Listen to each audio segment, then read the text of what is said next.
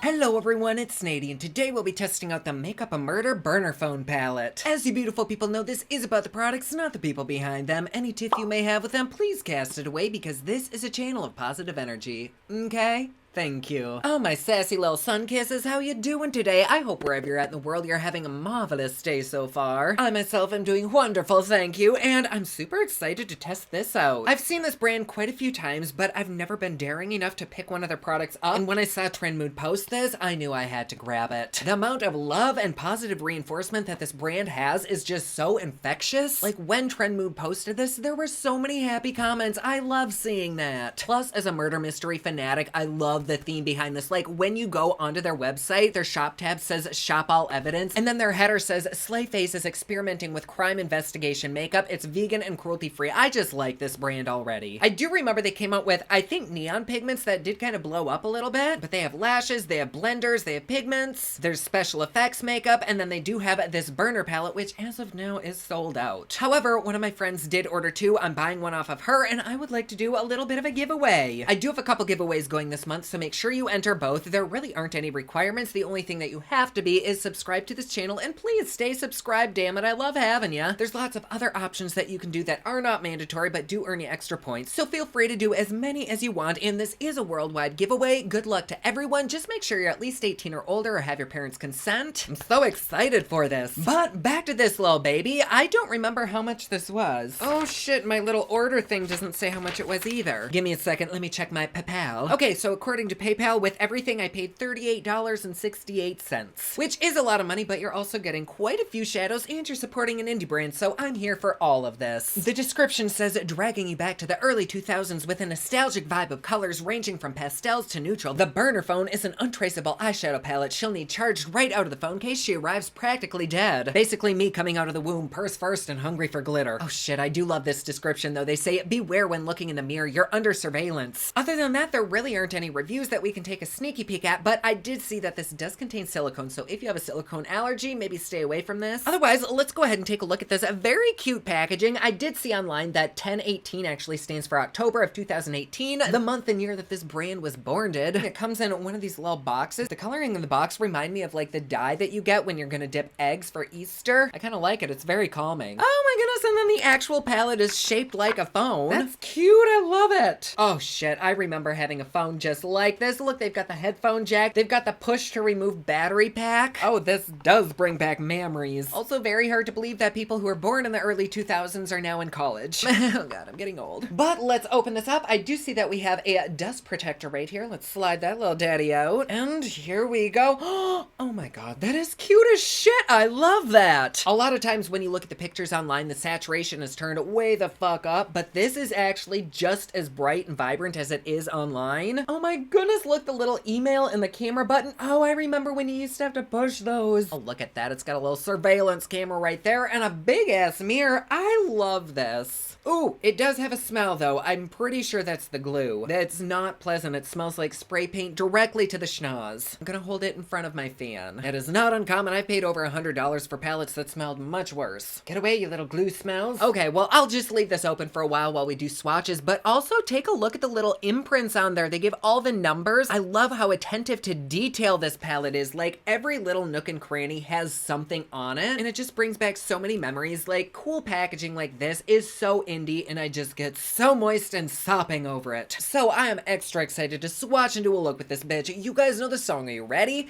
It's swatching time.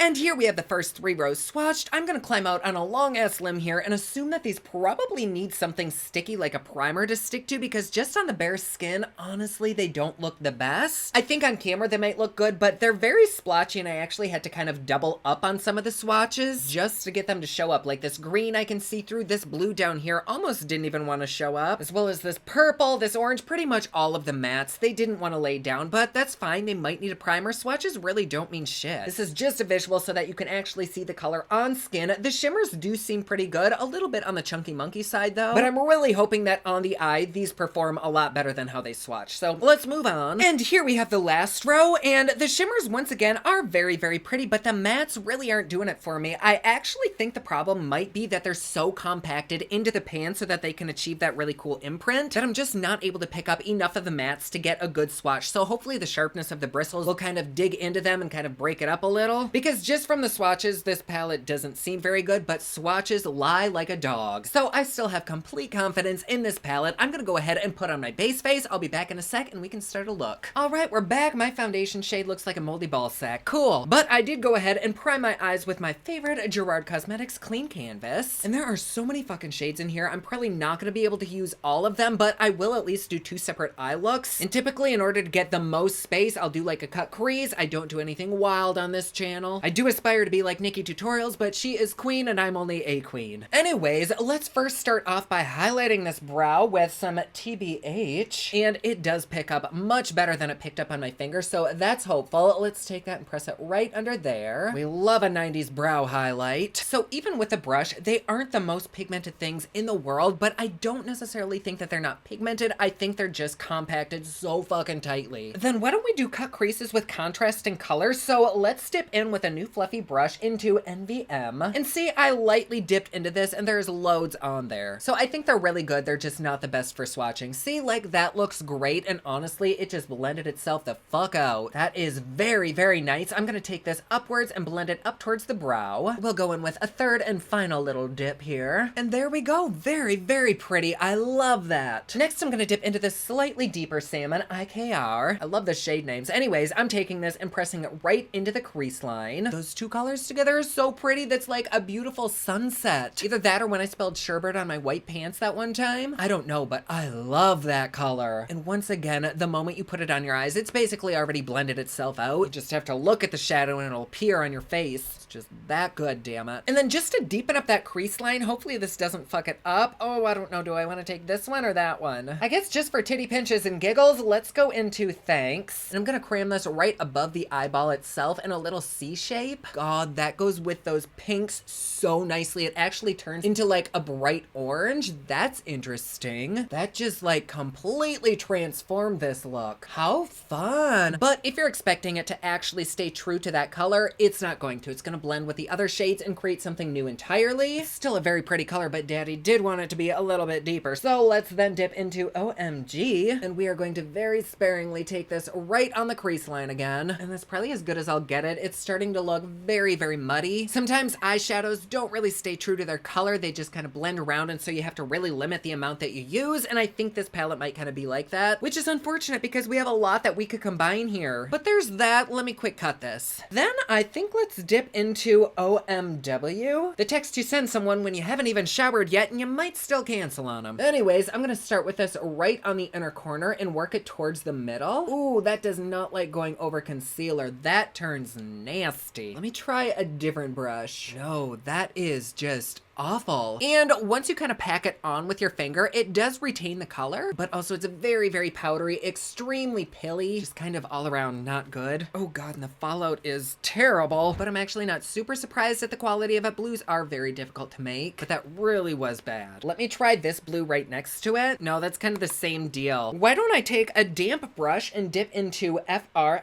and let's just pat that over the blue that we set down. Hopefully it'll stick. Oh god, no. No. Well, maybe our finger will work better. Oftentimes our fingers are the best tools. Oh, hell yes. That is so much better. Okay, screw the moist brush, fingers all the way, because that is like so pretty, especially over that blue. So I'm actually very glad that we put that blue down, but I am absolutely positive that had I put this blue shimmer directly on the concealer, it would be perfectly fine. So maybe those blues just needed blended out versus going directly onto a cut crease. And then for this outer edge, I'm gonna try dipping into a little TTYL. I have no idea if this will even look good, but I'm just gonna tap it right about there on the outer third. And that looks fine. I mean, this definitely isn't an attractive look. It's very evident that this palette does become muddy very, very quickly. And it's so hard to refrain from using like everything in here, but this palette is definitely like a one and done kind of palette, which actually kind of makes sense because on the website, they did just have each shadow singularly on the eye. So that does kind of sadden me because I really want to use like all of these and create a really cool look. You know, I'm gonna try the same look, but without cutting the crease and only using a couple shadows. Hold on, let me wipe this off. And I already know the pinks blend out marvelously, so instead of going in with pink first, why don't we go in with the blues? So let's once again say we're on our way, and let's take this all along the crease line, back and forth.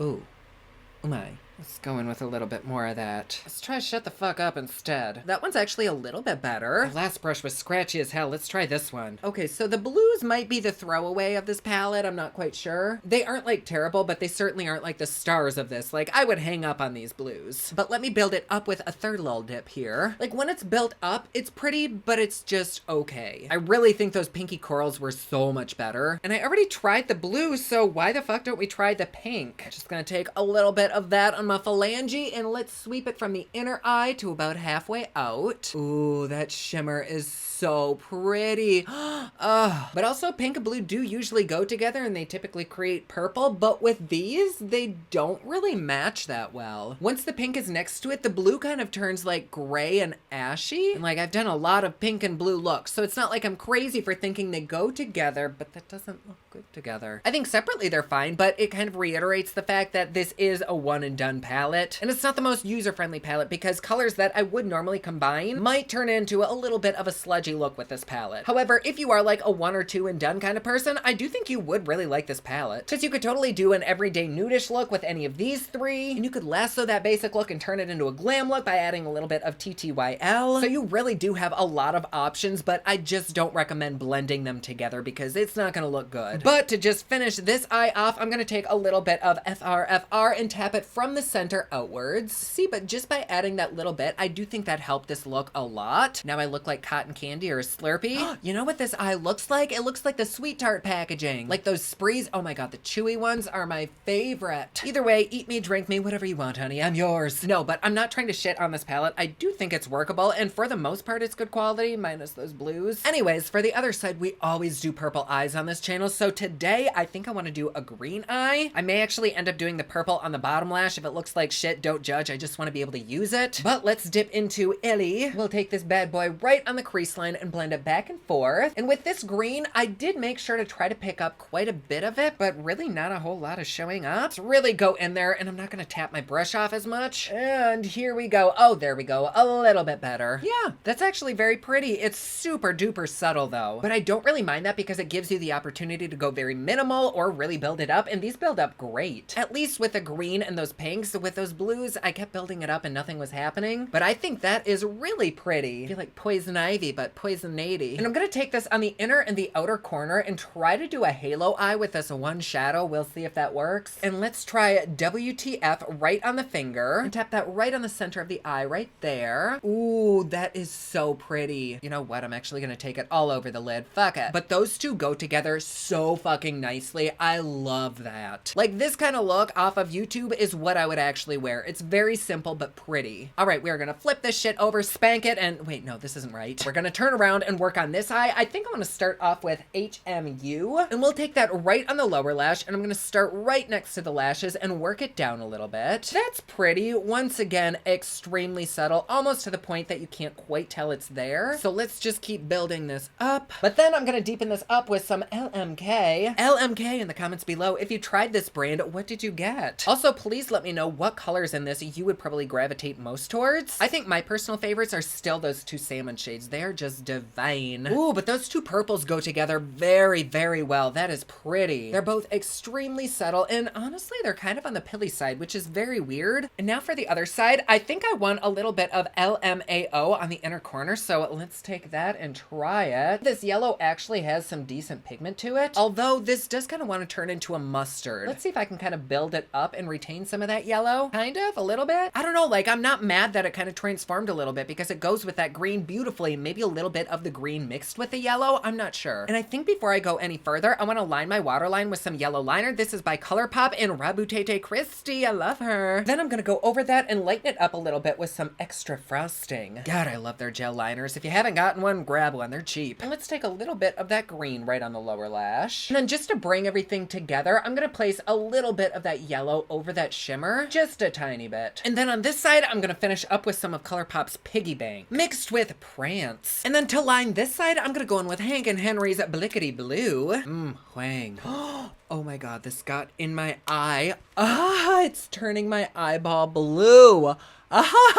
That's probably not good. Hold on, let me grab a Q-tip. I'm just smudging out the blue in the liner the slightest bit, but I actually like this look more now with it smudged. And I'm also gonna take a little bit in between the lashes. We just had a Bob Ross that was a happy little accident. And then for the other side, I'm just gonna line with Blickety Black. And here we are with both of our final looks. So what do we think? I kind of like them. I don't love either one of them, but they are like okay. And unfortunately, that's kind of how I feel about this palette. Like if you're the kind of person that does like very, very simplistic, minimal looks, then this palette would work great for you. But if you want to be creative at all with this palette, you're probably not going to be able to. It'll be very, very difficult. If you do want to explore the world of colors, this is a good option, but you might have to keep it kind of monochrome. And usually when I'm working with colors, I don't want to be restricted. Like I want to be able to use the yellow, the purple, the blue, like everything. And so for one and dones, it's good. But there also seems to be a few kind of duds in there as well. And I really hope this isn't mean. I'm just being 1000% honest here. Like I'm not dragging anybody. But with this palette, it almost seems like the creativity kind of surpassed the quality. At least with some of the shades, not all of them. Like, is it a decent palette? Yeah. But also, I know that for this price, I could probably get other palettes that might not have as many colors in them, but the quality is better. And I would rather have 5 really good shadows than 50 just okay ones. And that's kind of how it is with this. Again, you can create some beautiful looks with this. And I personally am probably going to dive into this several more times to create simple looks. And I know that's what a lot of people are into. So if you do like that kind of style, go for it. Grab this baby. But do know that once you start mixing any of the shadows, they get muddy very, very quickly. They're not the kind of shadows that you can layer one on and then slowly blend another into it and work it around. No, it's just going to turn into like a brown gloopy mess. But do I like the palette? I do. I definitely don't love it though. I'm curious to try other products from this brand maybe in the future. Do I recommend this palette? If you're looking for subtle shades, then yes. If you're looking for amazing quality and something that you can really get your creativity on with, then no. But I do hope they improve their formulas or maybe just not compact them so tightly. But also these formulas could use a lot of work, but some of them were really pretty. So the indecisive queen has left the chat. Anyways, I'm still very curious about this brand. Like I am very intrigued by them. So the next time something launches from them, please let me know if you'd like me to review them because I'd be happy to support. And if this palette intrigued you, please don't forget to enter the giveaway. Also, thank you so damn much for being here. I love having you. And if you'd like to support me and my channel a little bit more, please feel free to join us over on Patreon. It's patreon.com/Poplux. There you get videos a day early, you get Patreon only content, plus best part, it is cheap, fun, and fancy just like me. And like always, please be sure to subscribe and hit that notification bell down below so that you're notified anytime I upload a new video. Don't forget my newest collection of highlighters, including Black Ice, which does change from black to white, is available at thepoplux.com. Also, my latest album, Kiss of Fame, is available everywhere online that music is sold. Thank you so much to everyone who's supporting them.